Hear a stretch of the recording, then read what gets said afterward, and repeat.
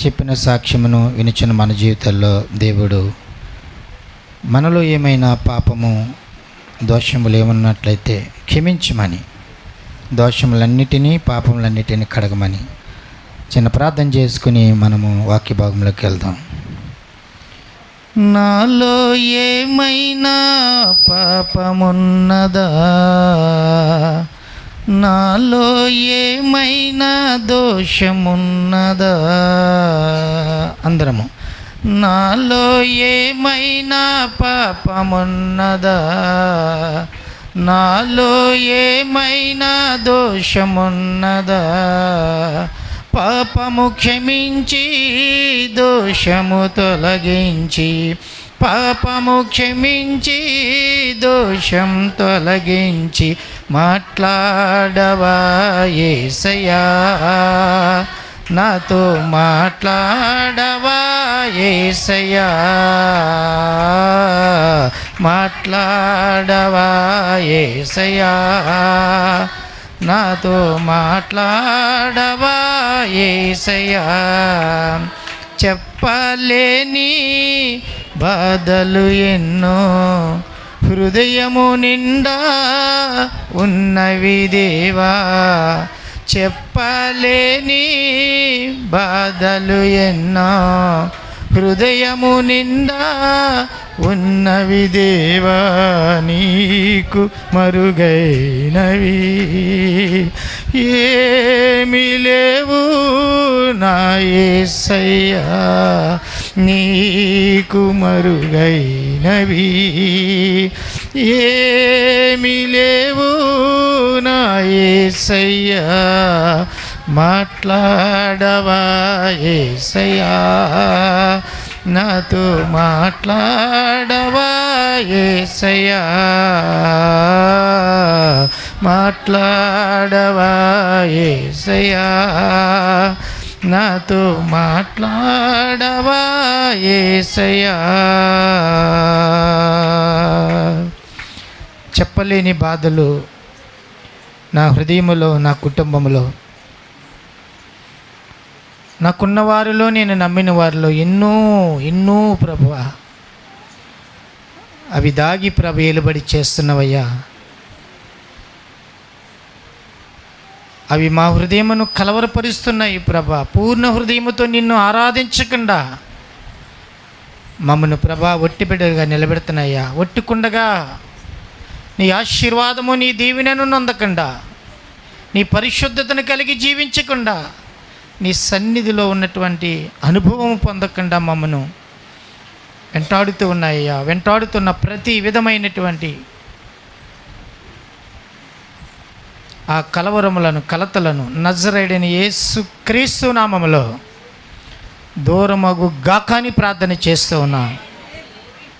దేవా, ఇదిగో మాతో మాట్లాడే దేవుడిగా, ఒకవేళ ఏదైనా ప్రభా మా పాప శాపములు, మా దోషాపరాధములను మమ్మను ఇంకా నువ్వు ప్రభా ఈ లోకము వైపు విడుచుకుంటే, ఈ లోకము వైపు చూస్తూ ఈ లోకముని విడవని బిడ్డగా మమ్మల్ని ఉంటే నీ మందిరములో క్షమించి మాతో నువ్వు మాట్లాడమని ప్రార్థన చేస్తూ యేసయ్య అతి పరిశుద్ధమైన నామములో అడుగుచున్నాను తండ్రి, ఆమేన్. దేవునికి మహిమ. కూడొచ్చిన మీ అందరు కూడా ప్రభు పేరిట వందనాలు. అలాగనే ఈ లైవ్ చూస్తున్నటువంటి ప్రతి ఒక్క బిడ్డలను దేవుడు ఆశీర్వదించి దీవించిన గాక. 51వ సంకీర్తనలో ఒక మాటను మనము మూలవాక్యముగా తీసుకుని మనము నేరుగా వాక్య భాగంలోకి వెళ్దాం. 51వ సంకీర్తన 11వ వచనం. నీ సన్నిధానములో నుండి నన్ను త్రోసివేయకుము, నీ పరిశుద్ధాత్మను నా యొద్ద నుండి తీసివేయకుము. 12. నీ రక్షణానందము నాకు మరలా పుట్టించుము, సమ్మతి కలిగిన మనసు కలుగు చేసి నన్ను దృఢపరచుము. చప్పలు కొడదాం. దేవునికి స్తోత్రం కలిగిన గాక. ప్రియమైనటువంటి దేవుని జనాంగమా, ఒక భక్తుడు ప్రార్థన చేస్తూ ఉన్నాడు. ఎవరు ఆ భక్తుడంటే, నేటు ఆరాధన చేస్తున్నటువంటి ప్రతి ఒక్క క్రైస్తవ బిడ్డలకి తెలియని వ్యక్తి కాదు ఆయన. ఎవరు అనంటే, ఈ 51వ సంకీర్తన అంటే కీర్తన పశ్చాత్తాప సంకీర్తన అన్నమాట. అంటే దావీదు తన జీవితంలో చేసినటువంటి ప్రతి ఒక్క పాపమును బట్టి, ఆ పాపమును బట్టి వచ్చినటువంటి ప్రతి విధమైనటువంటి దోష ఆరోపణలన్నిటినీ కూడా దేవాది దేవుని ఎదుట తలపోసుకొనిచ్చు, ఆ పాపం వల్ల వచ్చినటువంటి జీతం ద్వారా తను ఏదైతే దేవుని యొద్ద పొంది, ఆ దేవుని యొద్ద నుండి పొందినటువంటి అనుభవాలు, ఆత్మశక్తి లేక ప్రతి విధమైనటువంటి పరిశుద్ధతను పోగొట్టుకున్నాడు. అంత మాత్రమే కాదు, దావీదు ప్రార్థన చేయగా, దావీదు స్తుతించగా దేవుడు తరచూ మాట్లాడే అనుభవం పోగొట్టుకున్నప్పుడు రాస్తున్నటువంటి కీర్తన అన్నమాట. అందుకనే దీనిని పశ్చాత్తాప కీర్తన అని కూడా అంటారు. ఎప్పుడైనా మనకి దేవునికి ఇష్టం లేనటువంటి పని మనం చేసినప్పుడు మన హృదయం మనల్ని గద్దిస్తూ ఉంటుంది. నువ్వు దేవునికి విరోధముగా, ఆయన వద్దన్నా సరే ఆ పాపము నువ్వు చేసావు, లేక ఆ పాపము స్థలమును చూడొద్దని చెప్పినా నువ్వు చూస్తూ ఉన్నావు, లేక పాపులతో నీవు కూర్చుండక, లేక పాపులతో నీవు తిరిగిలాడొద్దన్న సమయాన్ని బట్టి కూడా కొన్ని విషయంలో మానవ జీవితంలో విడిచిపెట్టుకోలేని బంధాలు ఉంటాయి, విడిచిపెట్టలేనటువంటి మనుషులు కూడా ఉంటారండి. అలాంటిటప్పుడు మనము ఈ యొక్క కీర్తన చదివినప్పుడు మన జీవితంలో దేవుడు మరలా దావీదు ప్రార్థన చేసిన రీతిగా సమ్మతి కలిగినటువంటి మనస్సును మనకు దయచేసి దృఢపరచగలడు. దేవునికి స్తోత్రం. కనుక నా ప్రియమైనటువంటి దేవుని జనాంగం, ఎందుకు ఆ భక్తుడు నీ సన్నిధి నుండి నన్ను త్రోసివేయకుము, నీ పరిశుద్ధాత్మ శక్తి నా నుంచి తీసివేద్దని ప్రార్థన చేస్తున్నాడు. ఈరోజు మనం నేర్చుకునే అంశం ఏంటంటే, సంఘం అంటే ఏమిటి, ఆ సంఘము ఎట్లాగుండాలి, ఆ సంఘములో కట్టబడిన మనము సంఘములో ఉన్న, ఒంటరిగా ఉన్న, ఇంటిలో ఉన్న ఏ విషయంతో మనం నింపబడి ఉండాలి, అంటే దేనితో మనం నింపబడి ఉండాలనేది 2 మాటలను మనం నేర్చుకుని, ఆయన కల్వరి శిలువలో కార్చినటువంటి రక్తమును, శరీరమును పాలు పంపులు పంచుకోవడానికి లేఖన భాగాలు సెలవిచ్చిన రీతిగా యేసు రక్తము ప్రతి పాపముల నుండి పవిత్రులుగా చేయండి, పవిత్రపరచబడదాం. దేవునికి స్తోత్రం. గత నెల నుంచి ఈ నెల వరకు ఎన్నో మాటల ద్వారా మాటల్లో స్త్రీలు చాలా అబద్ధాలు ఎక్కువ ఆడుతుంటారంట. ప్రతిరోజు స్త్రీ మాట్లాడే అబద్ధాలు ఎన్ని ఉంటాయంటే చాలా ఉంటాయంట. రాత్రి మా పెద్దబాబు చెప్పాడు, నాకు తెలియదు. దేవునికి స్తోత్రం. మీరందరూ అబద్ధకూరులంట. హల్లెలూయా. మీ బిడ్డ ఏడుస్తుంది అనుకోండి టిఫిన్ అని ఏమంటారు చెప్పండి? ఏమంటారు? అయిపోతుందమ్మా అంటారు. అయిపోతుందా? అవ్వదు. దేవునికి స్తోత్రం. తెలియకుండా అలాగనే ఏ విషయంలోనైనా అది వారిని సందరించడానికి లేక సర్దిపుచ్చడానికి ఎక్కువగా ఉపయోగించే ఊత పదాలు అన్నమాట. అయిపోయిందండి, వచ్చేస్తున్నానండి, వెళ్తున్నానండి. ఒకవేళ సిద్ధపాటు ఉన్నా కూడా, ఒకవేళ సిద్ధపాటు కలిగి ఆ సమయానికి మనం అక్కడ లేకున్నప్పుడు మనకు ఫోన్ వచ్చినప్పుడు వచ్చేస్తున్నానండి, మార్గ మధ్యలో ఉంటాం. అంటే వెళ్ళే ఉద్దేశం ఉంది కాబట్టి. మీరు అబద్ధంలో ఆడేవారని కాదంటే, మనము ఒకసారి మీరు ఫోన్ చేయండి పాస్టర్ గారు ఎక్కడ ఉన్నారని, వచ్చేస్తున్నానమ్మా నీ దగ్గరికి అంటాను. అయితే వాస్తవం ఏంటంటే వేరొక చోట నేను ప్రార్థనలోనూ లేకపోతే లేచి ఉండను. అలా తెలియకుండా మనం మన జీవితంలో ఎన్నెన్నో అట్లాంటివి కూడా దేవుని యొక్క పరిశుద్ధ గ్రంథము మనం చదివినప్పుడు మన జీవితంలో స్వేచ్ఛ అర్పణతో కూడిన పరిశుద్ధత అనుభవంలోనికి రావాలి అని అంటే మనం దేవుని సన్నిధిని ఆచరించాలి. దేవునికి స్తోత్రం. అందుకనేనేమో చూడండి, దేవుడు ఎంత మంచివాడంటే, దావీదు దేవునికి హృదయానుసారుడు. దావీదు లాంటి ఇష్టమైన బిడ్డ బైబిల్ గ్రంథంలో నాకు ఇష్టడని బైబిల్ చెప్తున్న మాట, దేవుడు దావీదుని బట్టి నాకు ఇష్టడని ఎవరు చెప్తున్నారు? ఆయన. మరి ఆయనకి ఇష్టము కదా. ఇప్పుడు నా వైపు చూడండి, మనకి ఇష్టమైన బిడ్డలో ఏది చేసినా మనం ఏం చేస్తాం? బయట పెడతామా దాచేస్తామా? బయట పెడతామా దాచేస్తామా? దాచేస్తాం. చివరికి మా మనవరాలు గ్లాస్ పాకలు కొట్టినా నాకు కనుమరుగు చేసేస్తున్నారు. విచిత్రం ఏంటంటే ఇప్పటికి 6 చార్జర్స్ ఆ కేబుల్ అది ఉంటుంది కదా పెట్టుకుండేది కప్ప తప్ప దాన్ని లాగినప్పుడు ఊడిపోతుంది. వీళ్ళు అనేది ఏంటంటే నువ్వు నిద్రలో కాల్ వేసేసారు అంటున్నారు. అవునని నమ్మేశాను. రెండోసారి దిండేసేసామన్నారు. ఓహో తల దగ్గర పెట్టుకుంటున్నాం కదని నమ్మేశాను. ఈ అమ్మాయి చేసిందంతా కూడా కవర్ చేస్తూ ఉన్నారు. ఎందుకనంటే అది కొంచెం ఖరీదుతో ఒక 150 రూపాయలని గద్దిస్తానేమోనని. తర్వాత ఒక రోజు ఎందుకు ఇలా జరుగుతుంది నా జీవితంలో, ఆ ఉన్న ఒక్క సెల్ ఇప్పటికి 15 సంవత్సరాలు జాగ్రత్తగా వాడుకున్నాను కదా, అలాంటి జాగ్రత్తలో ఎందుకు నాకు ఈ యొక్క నిద్ర కలుగుతుందని అంటున్నారు ఏంటనేసి ఒకరోజు కనిపెట్టాను. లాగేసిన తర్వాత ఆ వంకరగున్న పిన్ ఆవిడ సరి చేసేసింది, ఈవిడ పెట్టేసింది. వచ్చి కూర్చుంటే అన్నారు కేబుల్ మీద కూర్చున్నారు అన్నారు. అప్పుడు దొరికారు దొంగలు. దేవునికి స్తోత్రం. ఒక్కరు కాదు, వీళ్ళు పాడు చేయడం, 2 కొడుకులకి చెప్పడం, వాళ్ళు కొత్త తెచ్చేసి తొలగించేయడం. వాళ్ళు అనుకుంటూ ఉన్నారు, అయ్యో నా కుటుంబంలో ఒక నష్టము కలిగిందంటే మాదే కదా అనుకోకుండా మరుగు చేస్తూ ఉన్నారు. అదే మనం కేర్ తీసుకున్నట్టయితే మళ్ళా జరిగిన తప్పు రెండోసారి జరగదు. అదే క్రైస్తవ జీవితం. దేవునికి స్తోత్రం. అందుకనే చూడండి, దేవుడు దావీదుని ఎంత ఇష్టడని చెప్పినా బెత్షెబతో చేసిన పాపమును క్లారిటీగా రాయించాడు. అది మనం అయితే ఏం చేస్తాం? మనకిష్టం వచ్చినటువంటి వారు చేసిన తప్పులు ఏం చేస్తాం? మనం దాచేస్తాం. కానీ దేవుళ్ళో ఉన్నటువంటి, అందుకనే ఈ గ్రంథము పరిశుద్ధ గ్రంథము అనబడ్డది. ఈ గ్రంథము అద్దం లాంటిదంట. ఉన్నట్టుగానే నా యొక్క ఫేస్ ఎలాగుందో అలాగే క్లారిటీగా చూపిస్తుందంట అద్దం. దేవునికి స్తోత్రం. కనుక అలాంటి దావీదు ప్రార్థన చేస్తూ ఉన్నాడు. ఏమనంటే, నీ సన్నిధి నుండి నన్ను త్రోసివేయకయ్యా, నీ పరిశుద్ధాత్మ శక్తి నా నుంచి సమ్మత కలిగినటువంటి హృదయం నాకు దయచేయి, మళ్ళా నన్ను దృఢపరచు. ఈ ప్రార్థన ప్రభు యొక్క ప్రభు వల్ల ఆరాధనలో పాలు పంపు పంచుకున్న ప్రతి ఒక్క క్రైస్తవుని యొక్క జీవితంలో అనుదినము మారు మనసు పొందడం అంటే పాటలు పాడడం కాదండి. అది గణపరచుట, స్తుతించుట. మారు మనసు పొందడం అంటే మనం విస్తారమైనటువంటి ప్రార్థనా పరులుగా ఉండటం కాదు.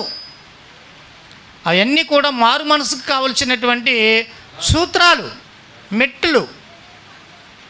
మారు మనసు పొందడం అంటే అనేకమైనటువంటి దాన ధర్మాలు, ఉపకారాలు చేయడం కాదు. మారు మనసు పొంది ప్రభు యొక్క రాజ్యం నేను వెళ్తానంటే అనేకమైనటువంటి సత్క్రియలు చేసి లేక అనేకులకు ఉపయోగపడే బిడ్డగా ఉండడం కాదు. మరి ఏంటయ్యా మారు మనసు అని అంటే, బైబిల్ చెప్తున్న సత్యం, నీవు నేను చేసినటువంటి ప్రతిరోజు దేవునికి ఇష్టమలేనిటువంటి ఏ కార్యములు చేస్తామో దానిని తలపోసుకొనుచు కన్నీరు విడిచుచు, దేవా నేను పడిపోయానయ్యా, పడిన నన్ను నీవు లేవనెత్తని కన్నీటితో ప్రార్థన చేసి నా పాపములో ఆయన ఎదుట ఒప్పుకొనిటే మారు మనస్సు. దేవునికి స్తోత్రం. కనుక నా ప్రియమైనటువంటి దేవుని జనాంగమా, ప్రతిదినము ఆ అనుభవం ఉన్నది ఎవరికంటే దావీదు మహాశయుడికి. అందుకనే దావీదు చక్కని ప్రార్థన చేస్తూ ఉన్నాడు. ఈ అనుభవంలోకి మనం రావాలండి. ఒకవేళ మీరు అనుకోవచ్చు, బోధిస్తున్న నాలో ఏమో నీ మీద కోప్పడ్డానేమో, లేక నీ పేరుని బట్టి సనుగుతున్నానేమో. దేవునికి స్తోత్రం. మనుషుడు నేను నిలబడి ఉన్నాను అనుకుని పడిపోతాడంట. అందుకని అపోస్తలుడైన పౌలు అంటాడు, ఎవడైతే నిలబడి ఉన్నానని అనుకున్నాడు వాడు పడిపోయినాడంట. నేను జ్ఞానిని కదా అనొద్దంటున్నాడు సొలొమోను. మనకు తెలియదు, మనకు తెలిసిన విషయాలను బట్టి ప్రభు యొక్క సన్నిధికి మనం వస్తే అనేకమైనటువంటి అద్భుతమైన రహస్యాలు మనకి వెలుగులోనికి వస్తాయి. అందుకనని దావీదు చేస్తున్నటువంటి ప్రార్థనను బట్టి, అందుకనేనేమో దావీదు చేత యెరూషలేమును కోరుకుని దేవుడు ఒక మందిరమును కట్ట ఉద్దేశించే హృదయం దావీదుకు వచ్చింది. దేవునికి స్తోత్రం. కనుక నా ప్రియమైనటువంటి దేవుని జనాంగమా, ఈరోజు వాక్యం వింటున్న నీవు నీ ఇంటిలో, నీలో దేవుని మందిరములో దేవుని యొక్క మహిమ తేజస్సుతో నింపబడే ఉండాలంటే మనం ఎలాగుండాలి, ఏం చేయాలనేది మనం నేర్చుకుందాం. దేవుని యొక్క పరిశుద్ధ గ్రంథం నుంచి రెండవ దినవృత్తాంతాల గ్రంథము ఐదవ అధ్యాయము 2వ వచనమును మనం చదువుదాం. తరువాత యెహోవా నిబంధన మందసము సియోను అనే దావీదుపురము నుండి తీసుకుని వచ్చేటికే సొలొమోను ఇశ్రాయేలీల పెద్దలను, ఇశ్రాయేలీల వంశముల అధికారులకు, గోత్రముల పెద్దలందరినీ యెరూషలేములో సమకూర్చెను. దేవునికి స్తోత్రం. ఈరోజు కొంచెం ఏకాగ్రతగా ఉండాలంటే మనము ఇంతవరకు చిన్న చిన్న పిల్లలుగా ఉన్నాం, మనం పెరిగి పెద్దవారు అవుతున్నాం కాబట్టి కొంచెం అనుభవంలోనికి వెళదాం. హల్లెలూయా, హల్లెలూయా, హల్లెలూయా, హల్లెలూయా.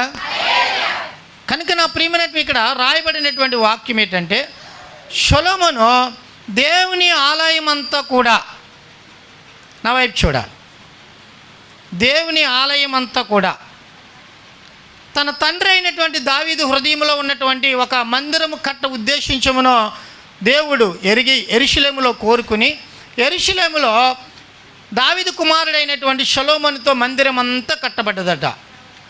మీరు 2వ దినవృత్తాంతాల గ్రంథము ఇంటికి వెళ్ళిన తర్వాత 1వ అధ్యాయం చదివితే దావీదును బట్టి సొలొమోనును బహు ఉన్నతమైన రాజుగా యెరూషలేములో స్థిరపడిన తర్వాత సొలొమోను ఒక పని చేయించాడట. ఏమనంటే, నా తండ్రి అయినటువంటి దావీదు కిర్యాతాములో, గిబియోనులో మందస్సము ఉండిపోయింది. అంటే ఇశ్రాయేలును నడిపించడానికి మోషే నాయకత్వంలో మోషే చేత ఏర్పాటు చేసుకున్నటువంటి మందసం, ఆ మందసం ఎక్కడ ఆగిపోయిందనంటే గిబియోనులో కిర్యాతాము అనే పట్టణంలో ఉండిపోయిందని తెలిసి గనుడైనటువంటి రాజుగా సొలొమోను పేరు పొందిన తర్వాత దావీదుపురమునకు ఆ మందసమును తీసుకురావడానికి ఆలోచన చేశాడంట. దేవునికి స్తోత్రం. దేవుని మందసమును, ఆ మందసమును తీసుకుని వచ్చిన తర్వాత సొలొమోను 1వ అధ్యాయంలో ప్రార్థన చేస్తూ ఉన్నాడు. సొలొమోను దేవుడికి ప్రార్థన చేసినప్పుడు దేవుడు ప్రత్యక్షమయ్యి సొలొమోను నీకేం కావాలని అడిగాడు. ఆయన జ్ఞానం కావాలని కోరుకున్నాడు. మనందరికీ తెలుసు. దేవునికి స్తోత్రం. అది 1వ అధ్యాయంలో ఉంటుంది అన్నమాట. 2వ అధ్యాయంలో ఏముంటుందంటే ఆ మందిరమును కట్టడానికి, అంటే ఆ మందసం పెట్టాలి కదా, ఆ మందసం పెట్టడానికి మందిరం కట్టమని దేవుడు సొలొమోనుకి ఆజ్ఞాపించినప్పుడు తన దావీదైనటువంటి ఒక స్నేహితుడు ఉంటాడు, హీరాము అనే రాజు. ఆ రాజుకి దావీదుకి మంచి బెస్ట్ ఫ్రెండ్స్ అన్నమాట. వీరిరువురున్న ఏకాత్మ అంట, వాళ్ళకి ఏక మనస్సు అంట. బైబిల్ గ్రంథంలో ఉన్నాడు యోనాతాను ఒకడు. వీరందరూ కూడా దావీదు హృదయంలో మమేకమైన వారట. చాలా జాగ్రత్తగా వినాలి. నీ మనసు కానీ అదుపు తప్పితే నీకేం అర్థం అవ్వదు ఈరోజు. హల్లెలూయా, హల్లెలూయా. ఆ రాజు దగ్గరికి వెళ్ళి సొలొమోను, అయ్యా నా తండ్రి దేవుని యొక్క మందిరం కట్టడానికి పూనుకుని ఉన్నాడు కదా, అది నీకు తెలుసు కదా, ఆ మందిరం నేను కడతాను కనుక దానికి కావలసినటువంటి మ్రాణులు, దేవదారు మ్రాణులు, సరళ మ్రాణులు నాకు దయచేయని విజ్ఞాపన చేస్తాడు, రిక్వెస్ట్ చేస్తాడు. నాకు ఊరికినే కాదు, నా దేశంలో ఉన్నటువంటి నీకు నేను ఇస్తాను సుగంధ తైలములు, బంగారము, నీవు నాకు మ్రాణులు దయచేయమనేది అడగటము 2వ అధ్యాయంలో ఉంటుంది. అడిగిన వెంటనే రాజు ఏమంటాడంటే, నీకు ఇష్టమో దానిని చేయడానికి కావలసినటువంటి పనివారిని కూడా నీకు పంపిస్తానయ్యా అని ఒప్పుకుంటాడు. దేవునికి స్తోత్రం. 3వ అధ్యాయంలో ఏముంటుందంటే మందిరమునకు కావలసిన కొలతలు సొలొమోను ఎలాగ దేవుడు కట్టమన్నాడో అలాంటి కొలతలు 3వ అధ్యాయంలో ఉంటాయి. ఇప్పుడు 4వ అధ్యాయంలో మందిరం కట్టేశాడు కదా. మందిరం కట్టిన తర్వాత మందిరంలో మరి ఏం పెట్టాలి? మందసము పెట్టాలి.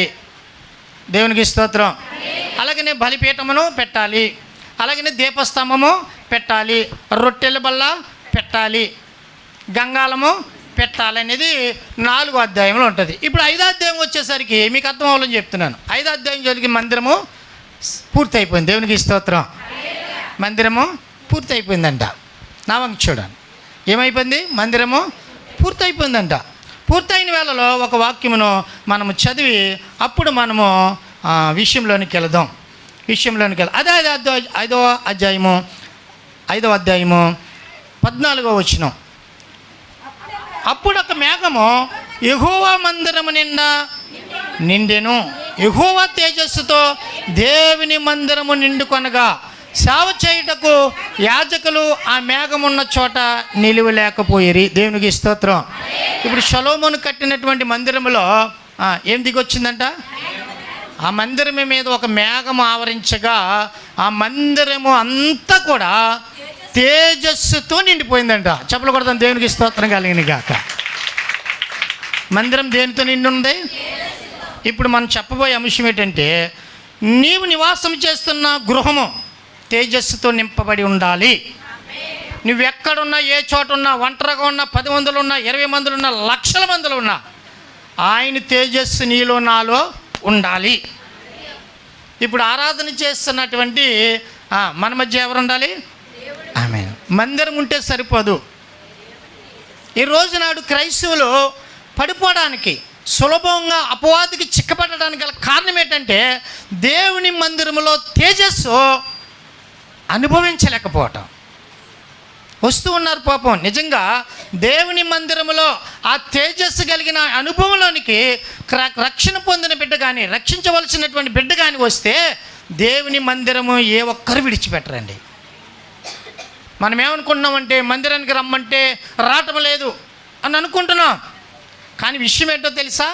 దేవుని మందిరములో ఆ తేజస్సులో మనం అనుభవింపగలిగి, ఆ మందిరమంతా నిండుకొని ఉన్న ఆ మందిరములో ఆ తేజస్సులో మనం నింపబడి ఉంటే, నీవెప్పుడు కూడా ఆయన మహిమతో నింపబడి ఉంటావు.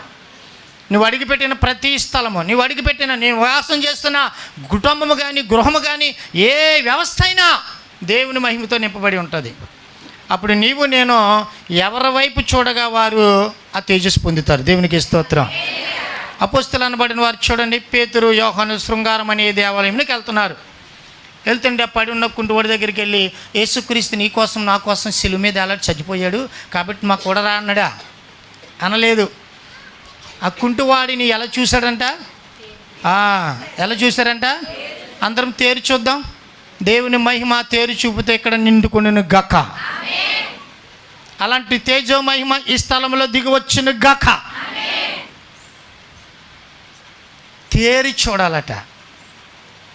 నా ప్రియమైనటువంటి దేవుని జనంగా చూడండి, దేవుని మందిరం అంతా, సొలొమోను యొక్క మందిరం అంతా, కట్టిన మందిరము తేజస్సుతో నిండిపోయి ఉన్నదంట. ఆ అనుభవంలోనికి మనం వస్తే, ఆ అనుభవం కనుక మన జీవితంలో ఉంటే, అందుకనే దావీదు ప్రార్థన చేస్తున్నాడు, నీ సన్నిధి నుండి నన్ను దేవునికి స్తోత్రం కలిగిన గాక. ఇప్పుడు ఆ మందిరం అంతా తేజస్సుతో నిండుంది. వారందరూ ప్రార్థన చేయగా, ఇప్పుడు మన మందిరము కూడా, లేక నువ్వు నివాసం చేస్తున్న గృహము, లేక నువ్వు ఎక్కడున్నావో అక్కడ దేవుని యొక్క తేజస్సు నీ చుట్టూ అలుముకొని ఉండాలంటే మనం ఏం చేయాలి? ఒకవేళ నువ్వు ఏ వ్యవస్థలైనా పని చేయొచ్చు, ఉద్యోగమే చేయొచ్చు, మీరు రాజకీయమే చేయొచ్చు, లేక వ్యాపారమే చేయొచ్చు, నేను యాజకత్వం చేయొచ్చు. అయితే నీకు నాకు చాలా అవసరమైనది ఏంటంటే, ఆయన తేజస్సు అంతా మనల్ని చుట్టూ ఏమి ఉండాలి? కమ్ముకుని ఉండాలి. దేవునికి స్తోత్రం.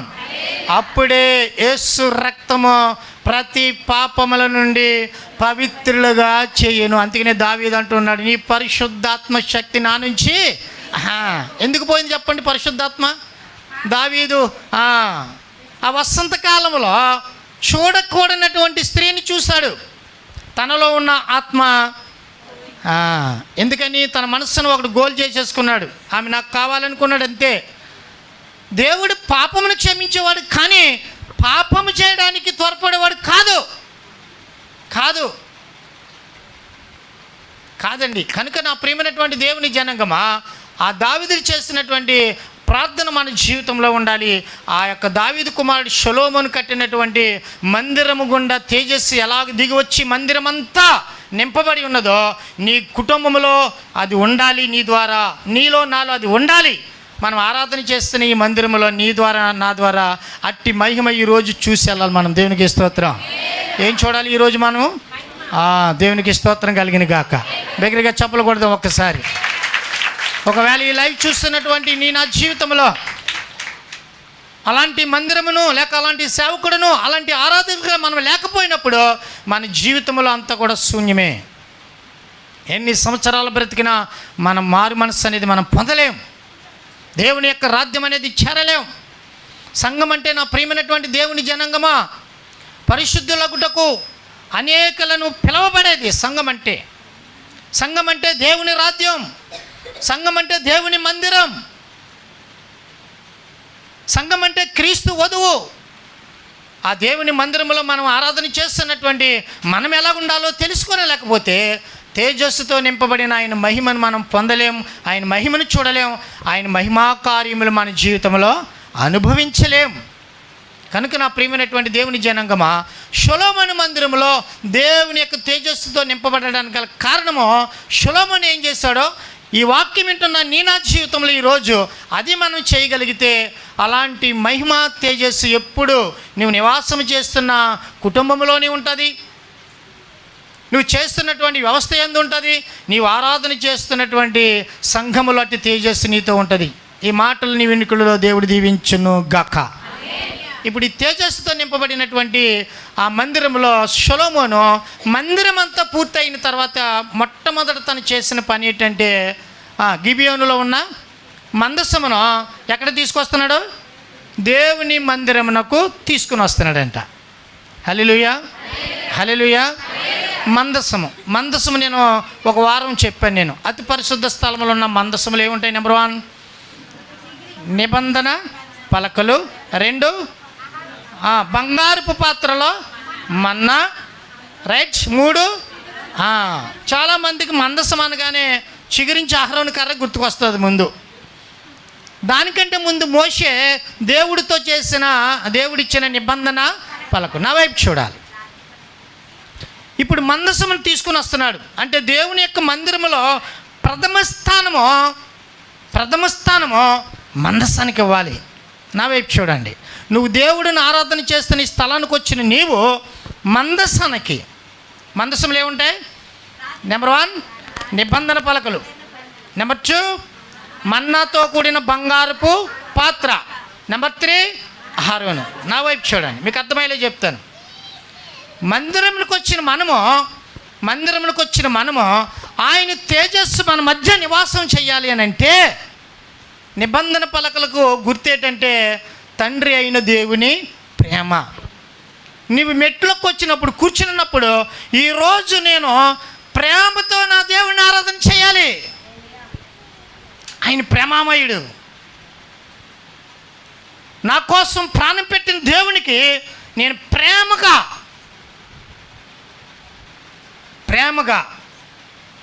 నా కోసం ప్రాణం పెట్టిన దేవునికి నేను ప్రాణము సజీవయాగముగా ఈ చేతులతో స్తుతిస్తాను, ఈ నోటితో ఆరాధన చేస్తాను, ఈ దేహముతో అంతా నేను అనుభవిస్తానన్న ప్రేమలోనికి మనము నిలబడి ఉండాలి.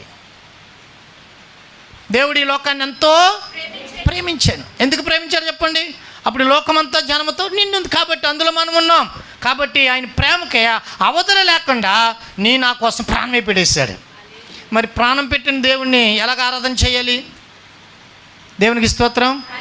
కొంతమంది చెప్తారు, కొంతమంది చెప్పరు. కొంతమందికి నోరుండి మాట్లాడరు. దేవునికి స్తోత్రం. అప్పుడు మహిమ దిగి వస్తుంది. నీవు ఒక మూగదానిలాగా, నేను ఒక మూగవాడిలాగా, లేకపోతే నేను పురుషుడిని, లేకపోతే నేను అనలేనని కూర్చుంటే ఈ దినము నుంచి వీలు లేదు. నువ్వెవరైనా నోరు తెరాలి, చెయ్యెత్తాలి, దేవుని మహిమ దింపాలి. చెప్పలు కొడదాం. దేవునికి స్తోత్రం. ఇంకా ఎన్నాళ్ళు అలా కూర్చుంటావు? ఇంకా ఎన్నాళ్ళు చేతకాని దాని వల్లే ఉంటావు? ఇంకా ఎన్నాళ్ళు మూగదానిలాగా ఉంటావు? ఎందుకనంటే ఆ తేజస్సు లేక మన కుటుంబాలు వెలిగింపబడతలేదు. ఆయన తేజస్సు లేక మన జీవితాలు వెలిగింపబడతలేదు. ఆయన తేజస్సు లేకే దేవుని మందిరంలో ఈరోజు ప్రార్థన అవసరతలో వారి జీవితంలో నెరవేర్పు జరగటం లేదు. దేవునికి స్తోత్రం. ఆమేన్. అది అప్పుడు దిగి వస్తుంది. అంటే మెలకువ కలిగి ఉండటం అంటారు అన్నమాట దీన్ని. ఈరోజు నాడు చాలామంది సంఘాలు వెళ్తున్నామో వస్తున్నామని కాదు, నువ్వు ఎప్పుడు వచ్చావు అనేది కాదు. అలాగని టైంకి రావాలి. ఎప్పుడు వచ్చి వారి అవసరతలు ఉంటే ఎప్పుడొచ్చినా మనం యూదా గోత్రపు సింహం వలె రంకిలు వేస్తూ ఉండాలి. దేవునికి స్తోత్రం, దేవునికి స్తోత్రం, ఆమేన్.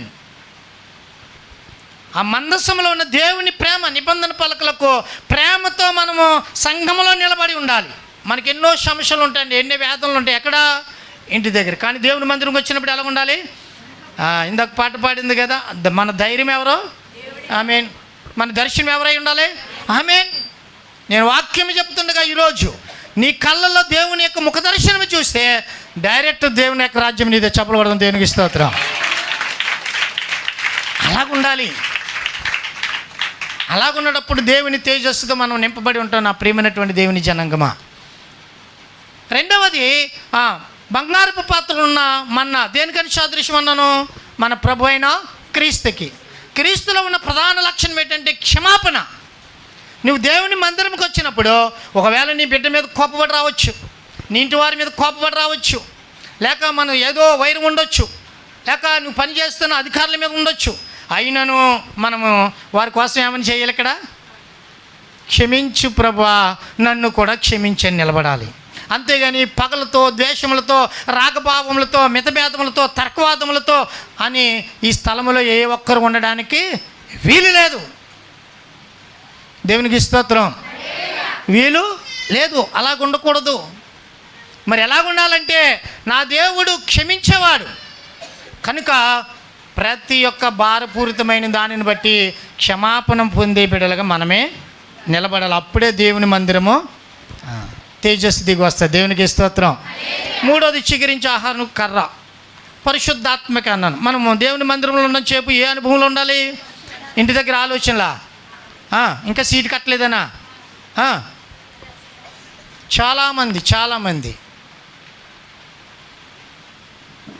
చాలామంది ఇదే తలాంతులతో ఉంటున్నారు. ఇదే తలాంతులతో చూడండి, దేవుని వాక్యం చెప్పినప్పుడు, లేక పాటలు పాడినప్పుడు, లేక అభిషేకం ఆరాధనలు జరుగుతున్నప్పుడు మనం ఒట్టిగా నిలబడిపోతున్నామంటే నీ తలాంతు ఎక్కడుంది? అలాగంటే దేవుడు అల్లరికి కొత్త కాదు కదండి అంటున్నారు. వాక్యం అండి. మొన్న మీటింగ్కి వెళ్ళి, బాబు ఎందుకు త్వరగా రావచ్చు కదా, నువ్వు యవనస్తులాగా ఉన్నావు కదా, నువ్వు త్వరగా రావడానికి ఏముందయ్యా, నీకు సంసారం వ్యాపారాలు ఏమి లేవు కదా, త్వరగా రావచ్చు కదా అని ఒకరోజు చూశాను, లేటుగా వచ్చాడు. రెండో రోజు చూశాను, లేటుగా వచ్చాడు. మూడో రోజు కూడా అలా లేటుగా వచ్చాడు. ఆ మనసు ఉండబెట్టలాగా మీకులా కాక నేను గొడవలు తెచ్చుకుంటాను. ఏమయ్యా ఏంటి, నువ్వు యవనస్తుడు కదా, నీకు పెళ్ళి అవ్వలేదు కదా, దేవుడు నీకు ఉద్యోగం కోసం లేకపోతే నీ కుటుంబం కోసం ప్రార్థన చేసి అనుభవంలోకి రావాలంటే, త్వరగా రావాలంటే చక్కని మాట చెప్పాడండి ఆ కుమారుడు. పాస్టర్ గారు బైబిల్ బాగా చదివారా మీరు అన్నాడు.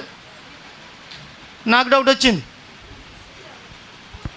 నేను బాగానే చదువుతానయ్యా, ఒళ్ళంతా దగ్గర పెట్టుకుని చదువుతాను అన్నాను. దేవునికి స్తోత్రం. మరి అప్పుడు ఏముందండి వాక్యం? ఉదయం వచ్చినోడికి ఒకటే జీతము కదా, మధ్యాహ్నం వచ్చినోడికి ఒకటే జీతము కదా, మీరు చదవలేదా? సాయంకాలం వచ్చినోడికి ఒకటే జీతం, అప్పుడే వచ్చినోడు కూడా యేసుప్రభు అది ఇచ్చాడు కదా. కాబట్టి నేను ఆశీర్వాద ప్రార్థనకే వస్తాను, దేవుడికి అన్నీ తెలిసింది అన్నాడు. దేవునికి స్తోత్రం. ఒరే భ్రష్టుడా, అది మారు మనసు లేనివారి కోసం చెప్పాడు రా, నీకు ఎలాగ అర్థమైందా? మారు మనసు పొందుతారేమో అని ప్రభు చెప్పాడు. కానీ పొందిన నీవు, రక్షణ పొందిన నీవు ఇలా తయారవుకు నాన్న, ఈ బోధ నాకు తెలదానంటే, అలాగండి నెక్స్ట్ వారం నుంచి చూద్దాంలేండి అన్నాడు. దేవునికి స్తోత్రం కలిగిన కాక. ఆ బాబు వెళ్ళిపోయిన తర్వాత పాస్టర్ గారు చెప్తున్నారు, నేను ఇదే మాట చెప్పానండి, ముందు మీరు టైంకి నిలబడడం నేర్చుకోండి అన్నాడు. ఏమన్నాడట పాస్టర్ గారు? ముందు మీరు టైంకి రావడం నేర్చుకోండి అన్నాడట. మీకు చాలా అందంగా చెప్పాడండి, మిమ్మల్ని ఏమనలేదు, మీలో పరిశుద్ధాత్మ ఉన్నట్టుగా ఉంది. నన్ను ఏమన్నాడో తెలుసా? ముందు ఈరోజు సేవకుడు ఎలాగుండాలో చెప్పేవారు ఉన్నారు, కానీ సేవకుడి దగ్గర ఎలాగుండాలో నేర్చుకునేవారు లేరు. సంఘాలు అలాగున్నాయి. అందుకని ఆ మందిరాల్లో దేవుని తేజస్సు, సేవకుడు ఎలాగుండాలో చెప్తున్నారు, కానీ సేవకుడి ముందు నేను ఎలాగ జీవించాలనేది తెలియడం లేదు. అర్థమవుతుందా? సంఘం ఎలాగుండాలో తెలియడం లేదు. సంఘము ఎలాగుండాలో తెలియదు. దేవునికి స్తోత్రం. చిన్న పాస్టర్ గారి విశ్వాసం అన్నమాట. ఆయన కూర్చో, చిన్న పాస్టర్ గారిని లేకపోతేలోకి ఆయనకి బుర్ర పని చేయదు. అర్థమైందా? ఎవరికి ఒక బానిసత్వంలోకి మెప్పకూడదండి. నేను అందుకని అంటాను, కనికరం అందరి మీద చూపించకూడదంట. కనికరంతో నువ్వు బ్యాగ్ ఓపెన్ చేసి ఇస్తే అది అలవాటు అవుద్దట. అర్థమవుతుందండి? దేవునికి స్తోత్రం కలిగిన గాక. ఆకలి కొని వాడికి పెట్టాలి. నీళ్ళు లేని నా వంక చూడండి, ఇలా నా వంక చూడండి. దేవునికి స్తోత్రం కలిగిన గాక. హల్లెలూయా, హల్లెలూయా. అర్థమవుతుందా? నేటి క్రైస్తవ సంఘాలు ఏం చేస్తున్నాయో తెలుసా? అందుకని ఆయన తేజస్సు ఈరోజు మన మధ్య ఉంటే ఆయనకి ఇష్టం లేని బిడ్డలను అందరినీ ఆయన అగ్నితో హృదయాలు వెలిగింపబడును గాక. దేవునికి స్తోత్రం. ఒక పరిశుద్ధుడు 100 మంది పాపాత్ముల్లో నిలబడగలడంట. దేవునికి స్తోత్రం. అర్థమైందండి? 100 మంది పాపులు ఒక పరిశుద్ధుడితో ఉండలేరట. అలాంటి సంఘంగా మనం అందరము కూడా జీవించి నా దీవెనలు నీ తరతరాలకు ఇచ్చి దేవుని తేజస్సుతో మనము వెలిగింపబడి చరిత్ర సృష్టించాలి. అది నా ఉద్దేశం ఈరోజు. దేవునికి స్తోత్రం. హల్లెలూయా.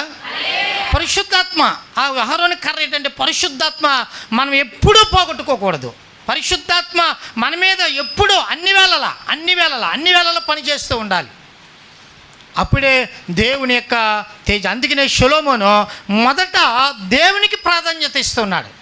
తండ్రి అయిన దేవుడు కుమారుడైన క్రీస్తుగా వచ్చిన అదే దేవుడు పరిశుద్ధాత్మ దేవుడికి ఆదరింపబడుతున్న మందసమును దేవుని యొక్క ఆలయంలో పెడుతూ ఉన్నాడు. దేవునికి స్తోత్రం. కనుక నా ప్రియమైనటువంటి దేవుని జనంగమా, మనము తేజస్సుతో మన కుటుంబము మనము లేక మన సంఘం నింపబడాలంటే దేవునికి మొదట ప్రాధాన్యత ఇచ్చే వ్యక్తిగా ఈరోజు మారిపో. నీ జీవితంలో ప్రాధాన్యత ఎవరికి ఇవ్వాలి? ఆమేన్. దేవుడే. నువ్వేది చేసినా దేవుని నామం పేరటే ప్రారంభించాలి. నువ్వేది చేసినా దేవుడి నామం పేరటే. దేవుడు దేవుడు దేవుడు దేవుడు లేనిది మన జీవితం లేదు. దేవుడు లేనిదే సృష్టి లేదు. దేవుడు లేనిదే జలరాశి లేవు అని తెలిసిన మనము మరి దేవుడిని ఎందుకు ప్రక్కనెట్టేస్తున్నాం మనం? అందుకని మన జీవితంలో లేక మన కుటుంబాలలో మనం ఆరాధన చేస్తున్న సంఘాలలో ఆయన తేజస్సు అనుభవించగలిగినటువంటి అనుభూతి క్రైస్తవ జనాంగంలో లేదు. కాదు నా ప్రియమైనటువంటి దేవుని జనాంగమా, ఈరోజు నీవు నేను లేక ఈ లైవ్ చూస్తున్నటువంటి ప్రతి ఒక్క బిడ్డలలో దేవుని తేజస్సుతో నింపబడును గక. మొదట దేవుని మందస్సమును తీసుకొచ్చాడంట. ఆ మందస్సం ఎవరు చెప్పండి? ఇప్పుడు మనమే. దేవునికి స్తోత్రం. మనలో ఎవరు ఉండాలి? నెంబర్ 1 ప్రేమ, నెంబర్ 2 క్షమాపణ, నెంబర్ 3 అభిషేకం. దేవుని మందిరంలో ఉన్నంతసేపు దేవుని యొక్క వాక్యానుసారమైనటువంటి నడక లేక వాక్యానుసారమైన జీవితము, వాక్యానుసారమైనటువంటి ప్రవర్తన నేనే జీవిస్తానని నీవు ఆత్మలో మూలుగుతూ ఉండాలి. ఆ అనుభవంలోనికి రావాలి. నువ్వు అట్టి ఆసక్తితో ఈరోజు ఈ దినము వాక్యం విను. నీ పక్కనున్న వారు తప్పనిసరిగా అభిషేకంతో నూతన భాషలు మాట్లాడతారు. దేవునికి స్తోత్రం. అర్థమవుతుందా? మొట్టమొదట మందసమునకు ప్రాధాన్యత ఇచ్చాడు. నువ్వెవరివైనా కావచ్చు, నేను ఎవరివైనా కావచ్చు. రేయి మొదట లేచినంటేనే మొదటి ప్రాధాన్యత ఎవరికి ఇవ్వాలి? అందరి బిగ్గరగా చెప్దాం. అందరి బిగ్గరగా దేవునికి ఇవ్వాలి. ఈ లైవ్ చూస్తున్న నా సహోదరి, నీ కుటుంబంలో శ్రమలు ఉన్నాయేమో, నీ భర్త ఏంది, నీ బిడ్డలు ఏందు, మాట విన్న వారు ఉన్నారేమో, రోధిస్తున్నావేమో. దానికి గల కారణం ఏంటో తెలుసా నా సహోదరుడా? మొదటి స్థానము దేవుని నువ్వు నిలబెడతలేదు. నా శక్తి, నా బలము, నా ఆలోచన, నా ఉద్యోగం, నేను ఏదైనా చేయగలను అనుకుంటున్నావు. కానే కాదు. ఏదైనా చేయగలిగిన వాడు ఎవరైనా ఉన్నారంటే మనం ఆరాధన చేస్తున్న నజరేయుడైన యేసు. ఆయనకే మహిమ కలిగిన గాక, ఆయనకే స్తోత్రం కలిగిన గాక. కనుక నా ప్రియమైనటువంటి దేవుని జనం మొట్టమొదట దేవుని మందస్సమునకు ప్రాధాన్యత ఇవ్వాలి. దేవునికి ప్రాధాన్యత ఇవ్వాలి. రెండవది ఏం చేస్తున్నాడో చూద్దాం. ఆ రెండవ వచనంలో చివరగా తీసుకుని వచ్చేటికి సొలొమోను ఇశ్రాయేలీల పెద్దలను మొదట మందస్సం పెట్టి తర్వాత పెద్దలను అందరినీ పిలవనంపాడండి. నా వైపు చూడండి. ఎవరిని పిలవనంపాడంట? యెరూషలేములో ఉన్నటువంటి పెద్దలందరినీ పిలిచాడట. చూస్తున్నారు నా వైపు? పెద్దలను. ఇప్పుడు నా వైపు చూడండి. అందరూ నా వైపు చూడాలి. ఇక్కడ దేవుని తేజస్సు నింపబడాలని అంటే ఇలాగంటే కోపం వచ్చేది. ఇప్పుడు పెద్దలం ఏమంటారు కదా, వారందరూ దేవుని సన్నిధానంలో ఏం చేయాలి? మొదట వచ్చిన బిడ్డలుగా ప్రార్థన చెయ్యాలి. ఎవరు అందరం చెప్దాం. అర్థమైందండి? నేనైతే అంటాను డైరెక్ట్గా చెప్తాను, నువ్వు సువార్త చేయక్కర్లేదు. నీ సంఘమందు ఈ వారం నుంచి వేరొక వారం ఈ లైవ్ చూస్తున్న నా సహోదరుడా, నీవు ఆదివారం నుంచి ఆదివారం వస్తున్న, శుక్రవారం వస్తున్న మంచిదే. కానీ నా సంఘ క్షేమము కోసం, నా దేశ క్షేమం కోసం, నా రాష్ట్రం, జిల్లా, పల్లె, పట్టణము, నా బంధువు, మిత్రులు, స్నేహితులు, నా స్వకీయ జనులు ఉన్నారయ్యా, అధికారులు ఉన్నారు, రాజులు ఉన్నారు, వీరందరి కోసము పెద్దగా ఒక రోజు నువ్వు వచ్చి ప్రార్థన అనుభవం నేర్చుకో. నువ్వు ఎక్కడున్నా సరే దేవుని తేజస్సు అలుముకుంటూనే ఉంటుంది. చెప్పలు కొడతాం దేవునికి స్తోత్రం. పెద్దలుగా అనబడిన వారు ఎక్కడ ప్రార్థన చేయాలంట? మొదట వచ్చిన బిడ్డగా మోకరించి ప్రార్థన చేయాలంట. దేవునికి స్తోత్రం.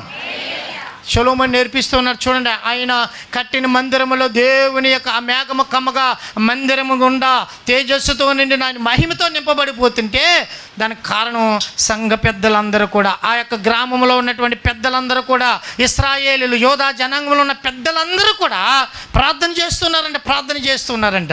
నేడు నేను ఒక ప్రశ్న అడుగుతున్నాను నిన్ను. నీ కుటుంబంలో నీవే పెద్ద, నీవే తల్లివి, తండ్రివి. దేవునిని బట్టి అసలు నీ ఇంటిలో వేకుజామున ప్రార్థన అనేది నీకుందా?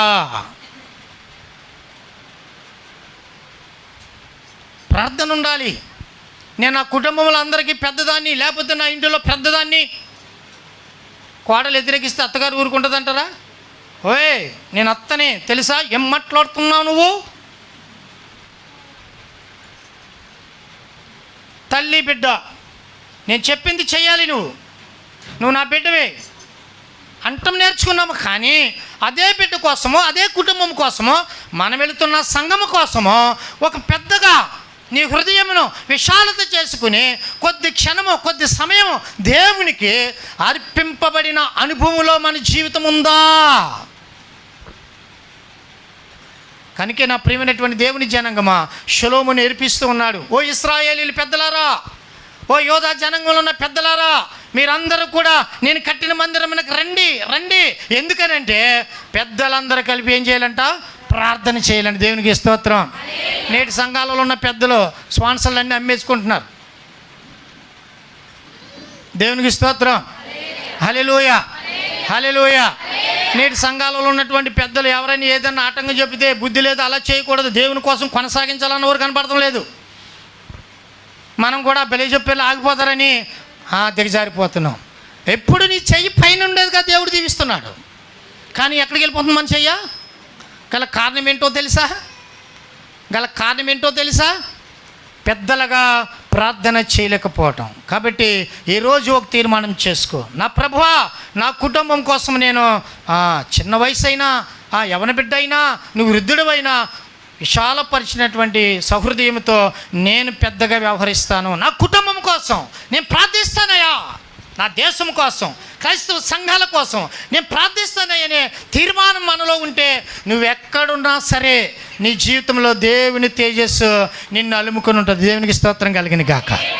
చల్లరిపోకూడదు. దేవునికి స్తోత్రం కలిగిన గాక. ఆమేన్. అట్టి తేజస్సు నీ పక్కనే దేవుడు ఆమేన్ మందిరములో చూచెదవు గాక. ఆయన ప్రసన్నత తిరుగుతుంది. ఆమేన్. హల్లెలూయా. నీ వ్యాధి బాధ నిన్ను ఏ బలహీనత అయితే కృంగదీస్తుంది అది పారిపోతుంది. దేవునికి స్తోత్రం. ఆయన తేజస్సు నిన్ను ఆవరిస్తూ ఉంది.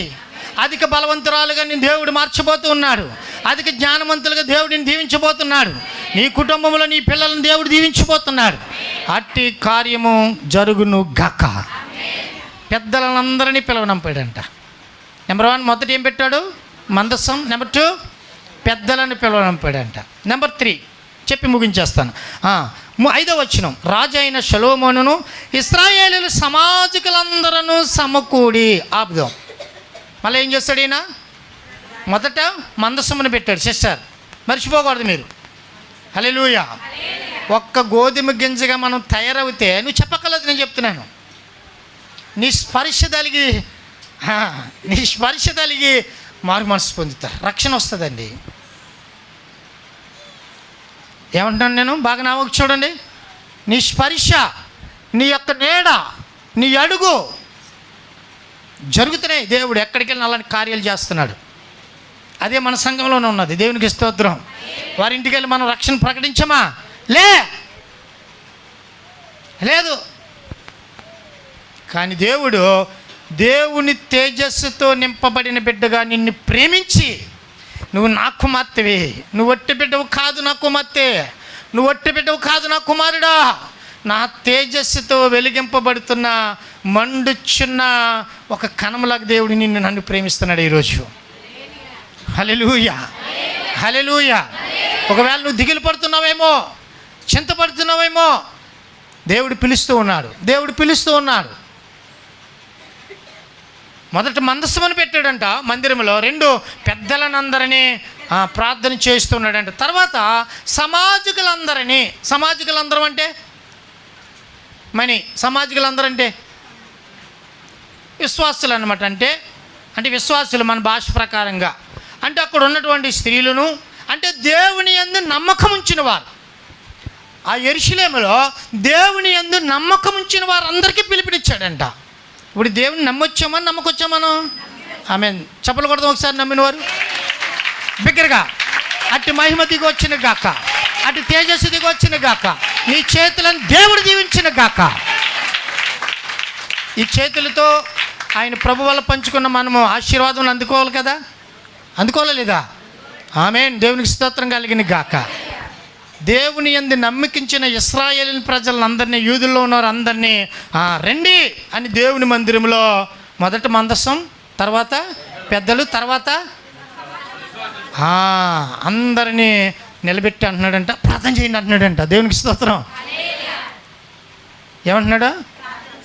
ప్రార్థన, ప్రార్థన, ప్రార్థన. నీ ఇల్లు తేజస్సుతో నిండాలంటే, నువ్వు దేవుని మహిమతో నిండాలంటే ప్రార్థన, ప్రార్థన, ప్రార్థన. యవన పిల్లలందరినీ లేక దేవుని యందు విశ్వాసం ఉంచిన ప్రతి ఒక్కరిని నిలబెట్టి ప్రార్థన చేయండి అంటున్నాడట. వీరు కూడా ఏం చేస్తున్నారట? ఆమేన్. దేవునికి స్తోత్రం. నా వైపు చూడండి. ఒక విశ్వాసగా క్రీస్తునంత రక్షణ పొందిన మనము ఏ విషయంలో, నీ ఇంటిలోనే కాదు, నీ వాడలోనే కాదు, నువ్వు చేస్తున్న వ్యవస్థలోనే కాదు, సంఘమందే కాదు, ఎవరు ఏ స్థితిలో ఉన్నారో తెలుసుకోగలిగిన అనుభవానికి రావాలి.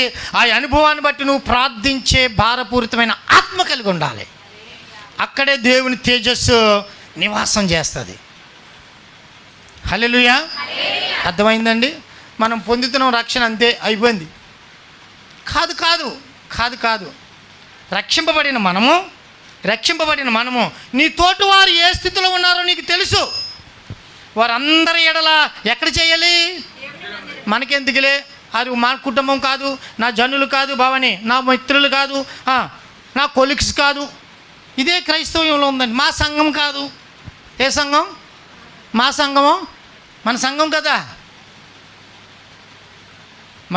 కదా. నిజంగా జ్ఞానం లేనటువంటి వారు బెటర్ అండి. నిన్న మన యానం గోదావరి నుంచి ఒక అమ్మాయి దూకేసింది. మా సంఘం కాదనుకున్నారా? మా ఊరి పిల్ల కాదనుకున్నారా? ఇది రవణస్తులు ప్రాణానికి తెగించి తీశారు. మరి సంఘాలుగా కట్టబడిన మనము, రక్షింపబడిన మనము నీ నా అందుకని తేజస్సిపోతుంది. ఆయన తేజస్సు ఉండాలంటే నెంబర్ 1 ప్రథమ స్థానం ఎవరికి ఇవ్వాలి? దేవునికి ఇవ్వాలి. 2 నీ ఇంటిలో లేక నీలో నీ సంఘంలో నువ్వు ఎలా ఉండాలి? ఒక పెద్దగా ఉండాలి. ఒక్క ఆదివారం కానీ నువ్వు మిస్ అవుతే పక్కనున్నవారు ఈరోజు పాస్టర్ గారు పలానా సిస్టర్ గారు రాలేదని సాక్ష్యం కావాలి. దేవునికి స్తోత్రం. హల్లెలూయా. ఒక భక్తుని తీసుకోండి బైబిల్ నుంచి. ఒక భక్తుని వృద్ధాప్యమందు పుట్టిన ఎలిజబెత్ జకరియా కలిగినటువంటి కుమారుడు ఉన్నాడు. ఏం పేరు? బాప్తిసమిచ్చు యోహాను. బాప్తిసమిచ్చు యోహాను అనాలి, ఎందుకంటే యోహాన్లు అన్నవారు. కాబట్టి ప్రత్యేకత ఏంటంటే బాప్తిసమిచ్చు యోహానికి ప్రత్యేకత. ఆయన ఎలాంటోడనంటే మండుచున్న అగ్ని లాంటి వాడు. ఆయనకు ఒక పేరుంది. ఆయన ఏం తింటాడంటే అడిగితేనే మిడతలను తింటాడని ఉంది. ఆయన ఏం కడతాడనంటే ఒంటి రోమములతో కలిగిన ఒక తోలు దట్టి అని ఉంది. ఇప్పుడు ఇన్ని పేర్లు ఉన్నాయి కదా ఆయనకి. ఇప్పుడు యోహాన్ గారు ఎలాంటారని అడగండి, మనకి ఏ పేరు ఉంది? అందుకనే ఆవిడ రావట్లేదు, ఏంటన్నా భారం లేదు, అక్కడికి వెళ్ళి మనం మాట్లాడతలేదు. దేవునికి స్తోత్రం. నీకు ఒక పేరు కలిగి ఉంటే సేవకుడు నిన్ను విడిచిపెట్టుకోడు, సంఘము నిన్ను విడిచిపెట్టుకోదు. దేవునికి స్తోత్రం, దేవునికి స్తోత్రం. పేరు కలిగిన జీవితం జీవించాలి. నేనైతే అంటాను, అందుకనే జ్ఞాని అయిన సొలొమోను అక్కడ ఉన్నటువంటి సమాజకులందరినీ పిలిచాడంటే పేరు కలిగిన పిల్లలను పిలిచాడు. అంటే వారందరూ ఏంటి? ప్రార్థనా పరులు. అణచివేయబడుతున్నారు, అనగారిపోతున్నారు. కానీ వారందరిని తీసుకొచ్చి ఈయన ఏం చేస్తున్నాడంట? వెలిగిస్తూ ఉన్నాడంట. మనం ఎవరమో తెలుసండి, ఆత్మలను ఆర్పేవారం కాదు, మరి దీపములను. ఆమేన్. చెప్పలు కొడతాం. దేవునికి స్తోత్రం కలిగిన గాక. నీ ద్వారా ఎప్పుడు ఒక ఆత్మ వెలిగించబడాలి, ఒకరిని దేవుని సన్నిధానంలో కట్టేపెట్టుగా ఉండాలి. అప్పుడే ఆ నన్ను చూసి దేవుని మందిరంలో ఏం దిగి వస్తుంది? దేవుని తేజస్సు దిగి వస్తుంది. దేవునికి స్తోత్రం, దేవునికి స్తోత్రం, దేవునికి స్తోత్రం. అర్థమవుతుందండి ఇప్పుడు సంఘంలో ఎలా ఉండాలో? మన క్రైస్తవులుగా చిన్న చిన్న చిన్నది ఏదన్నా ఉంటే మనము దేవుని చర్చికి సెలవు పెట్టేస్తున్నాం. మరి దేనికైనా సెలవు పెడుతున్నావా? నీ సొంత పనులకి లేదే. అదేంటండి మరి? అందుకనే మనలో తేజస్సు లేకపోతూ ఉంది. మనలో ఏం లేకపోతుంది? దేవునికి స్తోత్రం కలిగిన గాక, దేవునికి స్తోత్రం కలిగిన గాక. కాబట్టి నా ప్రియమైనటువంటి దేవుని జనాంగం, ఈరోజు చక్కగా ఈరోజు దేవుని ఆత్మతో నింపబడిన తేజస్సు కలిగిన ముఖపోలికి నీ సేవకుడిగా నీ ముఖములో నేను చూడాలి. ఈరోజు నువ్వు ఇంటికి వెళ్ళేసరికి నీ ఇంటి వారు నన్ను ఒక సాక్ష్యం పొందాలి. నీ ముఖం ఈరోజు ఏమిటి, ఎలాగుందని అడగాలి. దేవునికి స్తోత్రం కలిగిన గాక. అలాంటి తేజస్సు మనల్ని ఆవరించబడిన గాక. కనుక సమాజకులందరినీ సమకూర్చి ప్రార్థన చేస్తున్నాడట. నెంబర్ 1 మందసము, నెంబర్ 2 పెద్దలు, నెంబర్ 3 సమాజం. అంతటితో ఆగిపోలేదటండి. దేవుని మందిరంలో గొప్ప తేజస్సు ఉండాలంటే అక్కడే ఆ పక్కన ఉన్నటువంటి ఇంకొక మాట ఉంది, చూద్దాం. చూడండి 5వ వచనంలో, సమకూడి లెక్కింప శక్యము కాని గొర్రెలను పశువులను బలిగా అర్పించాడట. దేవునికి స్తోత్రం. ఏమర్పించాడట? లెక్కకు అమ్మించినవి అన్నమాట. ఏమి అర్పించాడు? ఇప్పుడు నా వైపు చూడండి. దేవుని మందిరములో నీ ద్వారా నా ద్వారా తేజస్సు ఉండాలంటే ఎప్పుడు నీవు దేవునికి ఊహించలేని కార్యాలు చేయాలి. దేవునికి స్తోత్రం. అవి ఎలా ఉండాలో తెలుసా? లెక్కకు సఖ్యము కానివి. ఇలాగా వెనకాల నాకు చూడాలి. ఓయ్, ఇక్కడి నుంచి ఇస్తే మైకి వచ్చాది. దేవునికి స్తోత్రం కలిగిన కాక. హల్లెలూయా, హల్లెలూయా. దేవుని ఆత్మ కలిగినటువంటి ఇప్పుడు ఎలాంటి సేవకులను కోరుకుంటున్నారో తెలుసా? ఎలాంటి సేవకులను కోరుకుంటున్నారో తెలుసని సంఘం నిజంగా చూస్తుంటే అయ్యో హాస్పిటల్ నాకు పాస్టర్ గారు కడుపు నొప్పి వస్తుంది, నేను హాస్పిటల్ నుండి అక్కడికి వెళ్ళి డాక్టర్ గారితో మాట్లాడి ఆ కడుపు నొప్పి చూపించి పాస్టర్ గారిని కోరుకుంటున్నాడు. అంతేగాని అయ్యో పోలీస్ స్టేషన్లో మా బిడ్డ ఉన్నాడంటే మళ్ళీ పాస్టర్ గారు వెళ్ళి పోలీస్ స్టేషన్లో షూరిటీ పెట్టి తీసుకొచ్చిన పాస్టర్ గారిని కోరుకుంటున్నారే. కానీ నా సేవకుడు ప్రార్థన చేస్తే అక్కడ కార్యం జరుగుతుంది అన్న సేవకుడిని ఎవరు కోరుకుంటలేదు. నేను దుబాయ్ వెళ్తున్నాను పాస్టర్ గారు అంటే ట్రైన్ ఎక్కించడానికి ఎక్కడికి వెళ్ళాలి? హైదరాబాద్ వంకరకాళ్ళు వేసుకుంటూ వెళ్ళాలి. ఎందుకు? అంతేగాని అమ్మా నువ్వు వెళుతున్న సంఘం అంతా ప్రార్థన చేస్తాం, నువ్వు క్షేమంగా ఉండాలన్న వారు ఏం కనపడతలేదు. లేకపోతే మొదటి జీతం పంపేయాలండి. ఏ జీతం? బతుకు పోగాకే దిక్కు లేక అక్కడికి వెళ్ళి తింటే ఏం పంపేయాలా? ఆ జీతం 30,000 40,000 ఇక్కడ ఇస్తే ఈవిడ అక్కడికి ఎందుకు వెళ్తుంది? దరిద్రకొట్టి సేవ అయిపోయిందండి. నిజంగా దరిద్రకొట్టి సేవ అయిపోయింది. మనం అలా ఉండొద్దు. దేవునికి స్తోత్రం. ఉంటే బిర్యానీ తిందా, లేదంటే అంత కారం ముద్ద వేసుకుని తినొద్దు అనేసరి తినేసి లివర్ పాడైపోయిన కిడ్నీ పడి చచ్చిపోతాం దేవుని కోసం. దేవునికి స్తోత్రం. హల్లెలూయా, హల్లెలూయా, హల్లెలూయా. దేవుని తేజస్సు ఉండలేదండి, అది బాధ. నువ్వు దేవుని తేజస్సుతో ఉంటే ఏ శ్రమైనా వేదనైనా నీ ముఖం ఎలా ఉంటుంది? సర్వశక్తుడైన దేవుడు, నేను ఆరాధన చేస్తున్న దేవుడు సర్వలోకనాథుడు కనుక నా దేవుడు ఉండగా నాకు భయము. ఆ అనుభవంలోనికి రావాలి. దేవునికి స్తోత్రం. హల్లెలూయా, హల్లెలూయా. అందుకనేనేమో లెక్కకు సఖ్యము, లెక్కకు మించినవి బలులను తీసుకొస్తున్నారంట. ఎవరు పెద్దలు కానీ సమాజకులు అందరూ కానీ ఎక్కడికి? దేవుని మందిరానికి. ఈరోజు దేవుని తేజస్సు దేవుని యొక్క మందిరంలో నింపబడాలనంటే నీ వంతు నా వంతు నీకు చేతనైన సహాయము ప్రతి వారం ఎక్కడ ఉండాలి? అదేంటో భోజనాలు అంటే బస్తాలు ఇస్తున్నారు కానీ చేతుడికి ఇప్పుడు బియ్యం పడితే వారం అంతా పాస్టర్ గారు నువ్వు తెచ్చింది తిని యథార్థంగా సేవ చేస్తాడు. అవునా కదండి? నా వంక చూడండి, నేనున్నది షూట్గా చెప్తున్నాను నా బాధ.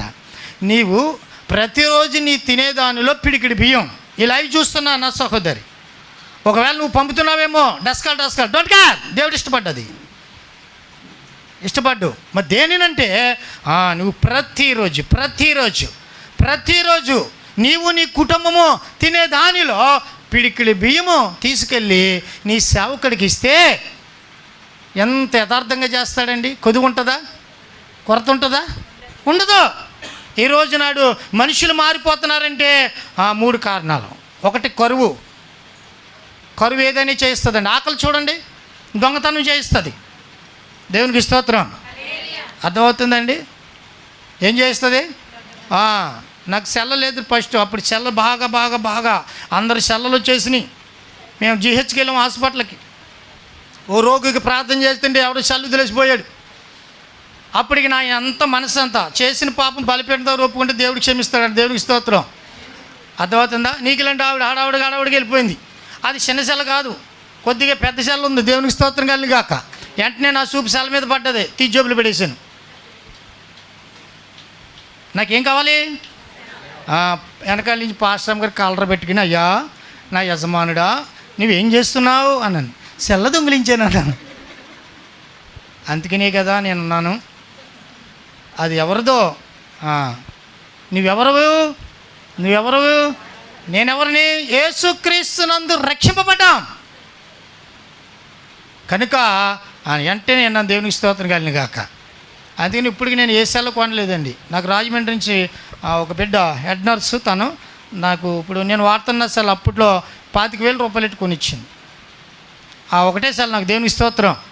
హల్లెలూయా. వారి జీవితంలో ఎన్నో అద్భుతములు పొందుకుంది ఆ బిడ్డ. ఎప్పుడు దేవుని యొక్క మందిరంలో తేజస్సుతో మనం నింపబడాలంటే నీవి అర్పించిన అర్పణ కూడా దేవుడు చూస్తాడు. అంతేగాని దేవుని మందిరమునకు పోయినప్పుడు లేక సేవకుని దగ్గరికి పోయినప్పుడు ఒట్టి చేతులతో వెళ్ళకూడదు. నేర్చుకుందాం మనం. దేవునికి స్తోత్రం. హల్లెలూయా. తేజస్సు ఉండాలనంటే లెక్కింప సఖ్యము కాని బలులు అర్పిస్తూ ఉన్నారంట. మన జీవితంలో లేక మన కుటుంబంలో లేక మనం ఆరాధన చేస్తున్న మందిరంలో నీ ద్వారా నా ద్వారా మాత్రమే దేవుని తేజస్సు ఉంటుంది. ఇది షూర్. నిన్ను బట్టే ఒక్కొక్కసారి చూడండి, ఒక్కొక్క ఫంక్షన్కు నువ్వు అటెండ్ అయినప్పుడు అక్కడున్న వాళ్ళంతా ఎంత కోలాహలంగా ఎదురవుతారు. ఎందుకని నీలో ఉన్న ప్రేమను చూసి, నీలో ఉన్న క్రీస్తుని చూసి. నాకు లాంటి వాడు వెళ్తుంటాడు, అప్పుడు ఏమంటారు? చూసేసుకున్నట్టుగా అప్పుడు వరకు నిలబడి ఉంటాడు. ఈయన వస్తే కుర్చీగా ఇవ్వాలన్న కుర్చీ తీసుకొచ్చి వెనక్కి తిప్పుకుంటాడు. అది నా కర్మ. దేవునికి స్తోత్రం. అందుకనే 4వది, నెంబర్ 1 దేవునికి ప్రథమ స్థానం ఇవ్వాలి. 2 పెద్దలుగా మారిపోవాలి మన అందరం కూడా. ఎలాగా? తర్వాత సమాజికులుగా మారిపోవాలి. 3వది మనకి లెక్కకు సఖ్యము కాని అర్పణ దేవునికి ఇవ్వాలి. దేవునికి స్తోత్రం. హల్లెలూయా. ఇందుని బట్టి మన సంఘాన్ని నేను ఎంతో ఎక్కడికి వెళ్ళినా చెప్తానండి. ఎక్కడికి వెళ్ళినా ఒక మాట చెప్తాను. ఇక్కడ 2-3 పిల్లలు ఉన్నారు, నన్ను తీసుకెళ్ళి ప్రజెంటేషన్ చేస్తారు. అంటే వీళ్ళే తీసుకెళ్ళి వీళ్ళే నాకు భోజనం కానుకని. అప్పుడు నేను చెప్తున్నా, ప్రతి బిడ్డ వారికి కలిగి ఉన్నది నాకు సంపూర్ణంగా ఇస్తారు. దేవునికి స్తోత్రం. మనం చూడండి వార్షికోత్సవానికి దేవునికి స్తోత్రం. ఒక ప్రకటన చేశాను, 4 పిల్లలు ముందు ఇచ్చేసారని. లాస్ట్ రోజు వరకు కూడా ఇచ్చేసినట్టుకున్నారని ఎవరో ఇచ్చిన వాళ్ళు కూడా మాట్లాడలేదు. దేవునికి స్తోత్రం.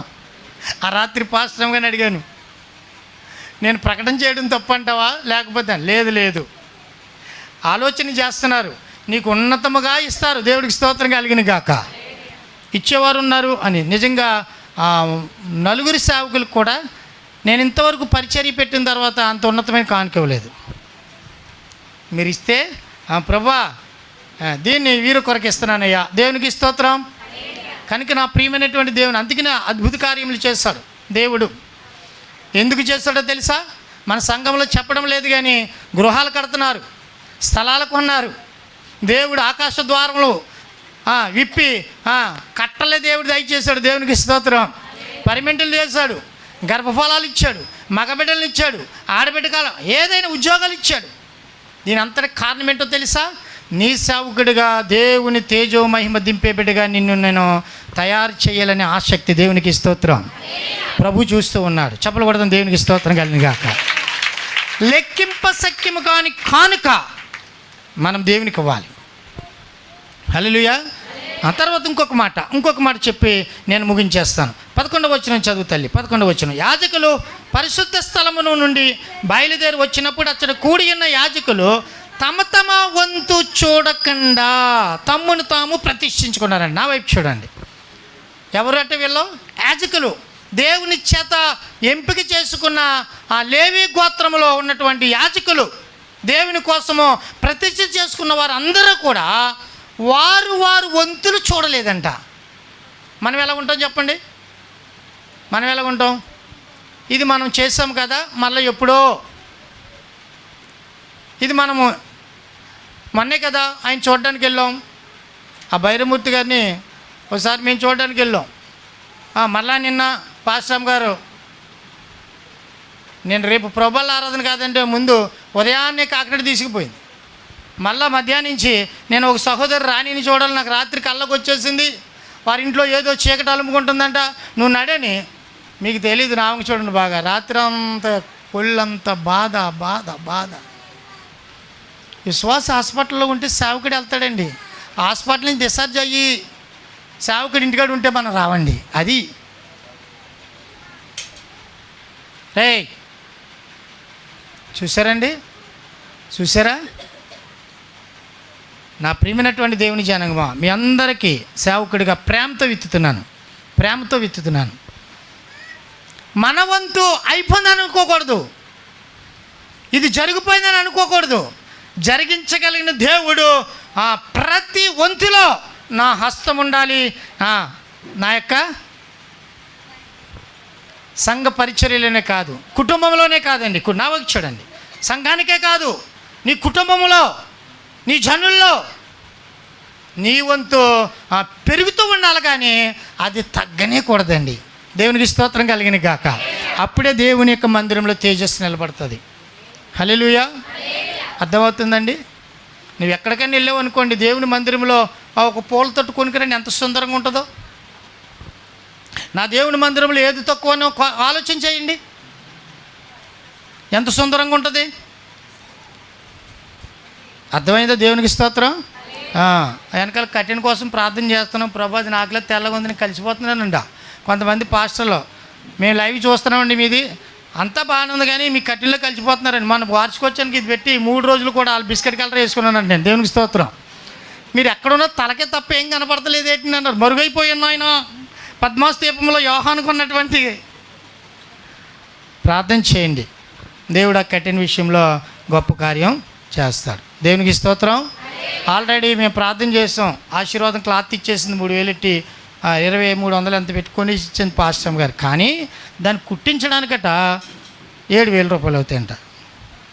ఏది? జూలు. దేవునికి స్తోత్రం.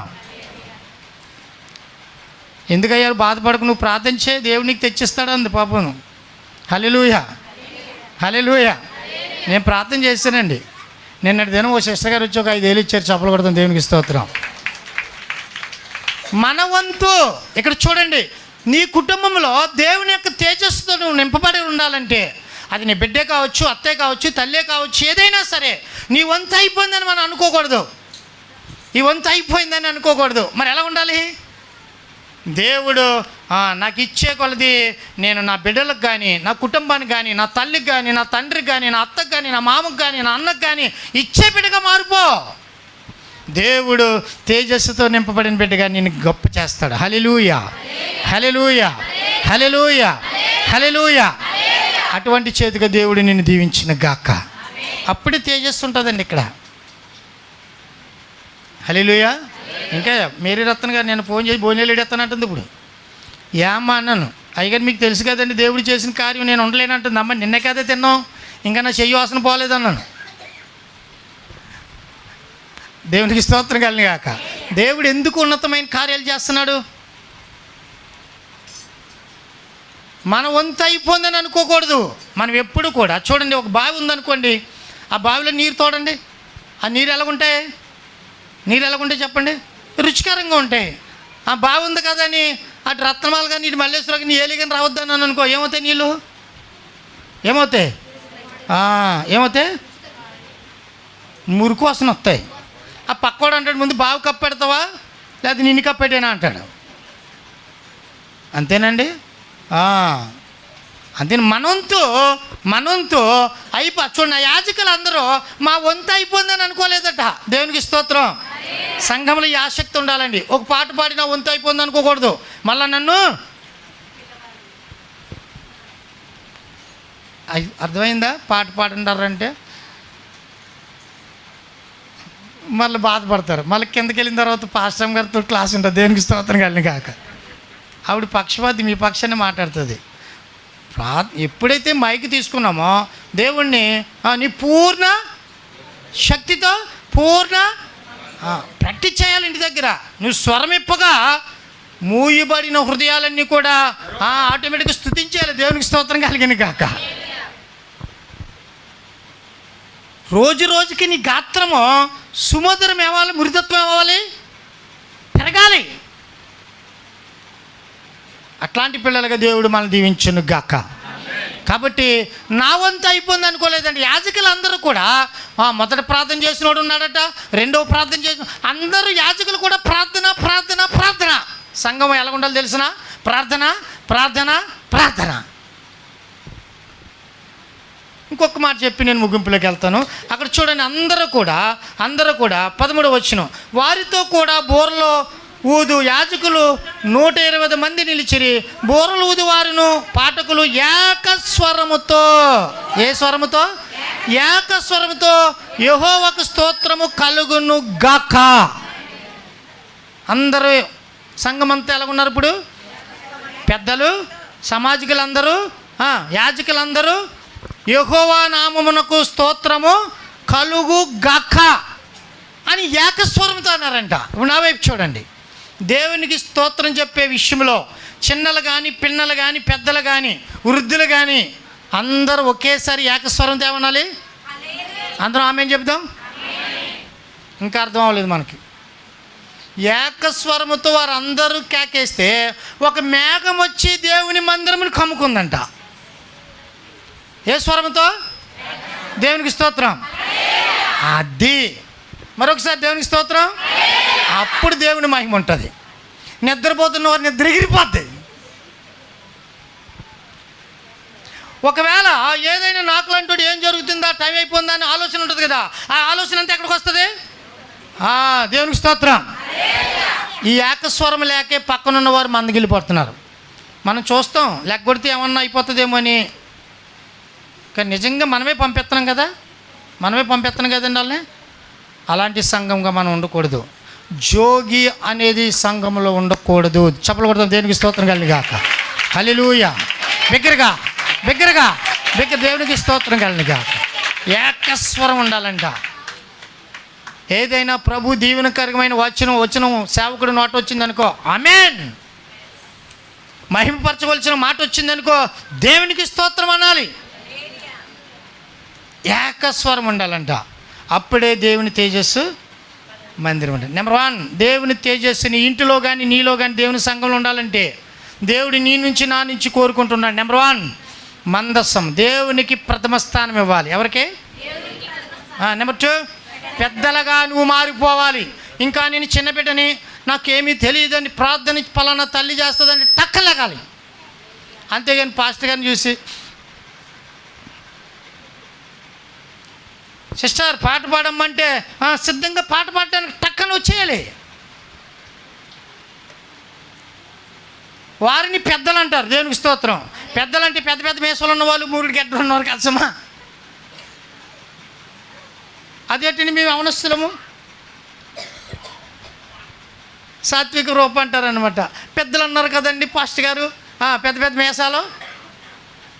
కాదు కాదు, పెద్దలంటే ఎవరో తెలుసా? దేవుని దృష్టిలో ఎవరో తెలుసా? ప్రతి దాని విషయంలో ఆయన భయభక్తి కలిగి, ఆయన తేజస్సుతో నింపబడి, సంఘ క్షేమము కోసం, కుటుంబము కోసము, దేశము కోసము రోదన చేసే వాళ్ళు ఉన్నారండి. ఈ రోజున సంఘాలలో తల్లి తండ్రుల కంటే యవ్వన పిల్లలు చెప్పే సాక్ష్యం ఏంటో తెలుసా? నా తల్లి కోసం, తండ్రి కోసం ప్రార్థన చేయండి అన్న వరకు అయిపోయారండి. యవనస్తులు మీటింగు పెట్టి మీ అవసరతలు రాయండి అంటే వాళ్ళు రాసేది ఏంటో తెలుసా? నాకు మంచి భవిష్యత్తు కావాలి, ఉద్యోగం కావాలని కాదు. మా తల్లిదండ్రులకు పడ్డం లేదండి, నా తండ్రి మద్యపానమునకు గురైపోయాడండి, నా తల్లిని చూడడం లేదండి, ఇంటి పట్టు ఉండడం లేదండి, ఇట్లాంటివే రాస్తూ ఉన్నారు యవనస్తులు. గల కారణం ఏంటో తెలుసా? పెద్దలుగా ఉన్న మనము దేవుని తేజస్సుతో నింపబడలేకపోవడమే నేను ఖచ్చితంగా చెప్తాను. నీ ఇంటిలో దేవుని తేజస్సు ఉండాలి, నీలో దేవుని తేజస్సు ఉండాలి. నీవు ఆరాధన చేస్తున్న మందిరంలో అంత అధికారం దేవుడు మనకి ఇచ్చాడు. దేవునికి స్తోత్రం, హల్లెలూయా. ఇప్పుడు ఒక్కసారి కళ్ళు మూసుకోండి అందరని. నిన్ను నన్ను దేవుడు ఎలా ప్రేమిస్తున్నాడో ఒక్కసారి యోచన చేయండి.